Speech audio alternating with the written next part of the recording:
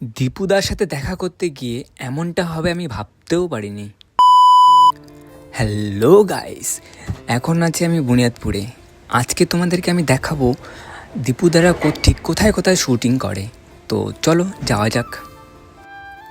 আমি এখন ঢুকে গেছি করখাতে, দীপুদার বাড়ির কাছে আছি। তো গিয়ে দেখি দীপুদারা শ্যুটিং করছে। আমি তো অবাক হয়ে গেছি।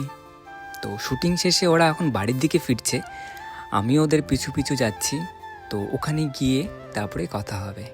তো চলে এসেছি কাছাকাছি, এখন আছি আমি দীপুদার বাড়ির কাছে।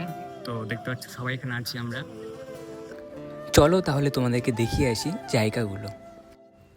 তোমরা ভিডিওতে অনেক সময় দেখেছো বাজার, তো এই সেই বাজার। তারপরে তোমরা এই যে দোকানটা দেখতে পাচ্ছ, দোকানটা চিনতে পেরেছো তো সবাই? এখানেই দীপুদারা বসে অনেক ভিডিও শ্যুট করেছে। আর এই বাড়িটা তো তোমরা সবাই চিনতে পেরিয়ে গেছো, এখানে প্রচুর ভিডিও শ্যুট হয়েছে। রিসেন্টলি নতুন ভিডিওতে এক ব্যাটার জ্বালা পার্ট 2তে তোমরা যে দেখেছিলে দীপুদা গাছে উঠে গেছিলো, এই সেই গাছ যেখানে দীপুদা উঠে গেছিলো। আর এই হচ্ছে দোকান, যে দোকানে শ্যুট হয়েছিল পাড়ার চায়ের দোকানদার। তোমরা সামনে এখন দেখতে পাচ্ছ তপনদা, দীপুদার ওখানে গেল। তো আমিও এখন যাচ্ছি, চলো। এই তো চলে এলাম। এখন সবাই বসে প্রচণ্ড গল্প করছিলাম, আড্ডা দিচ্ছিলাম, আর প্রচুর হাসাহাসিও হচ্ছিল। তো হঠাৎ দেখি দীপুদার নতুন একটা স্মার্ট ওয়াচ, দেখতেই পাচ্ছ খুব সুন্দর। এই যে আমাদের গদাইদা তৈরি করছে। তো বসে বসে প্রচুর গল্প করছিলাম, আড্ডা করছিলাম। আমাদের দীপকদা আমার ফোনটা নিয়ে ক্যামেরা টেস্ট করছিল। আর তারপরে সবাই বসে আমরা খাওয়া দাওয়া করছিলাম।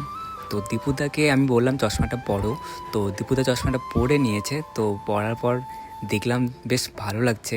তো কেমন লাগছে তোমরা কমেন্টে জানিয়ে দিও।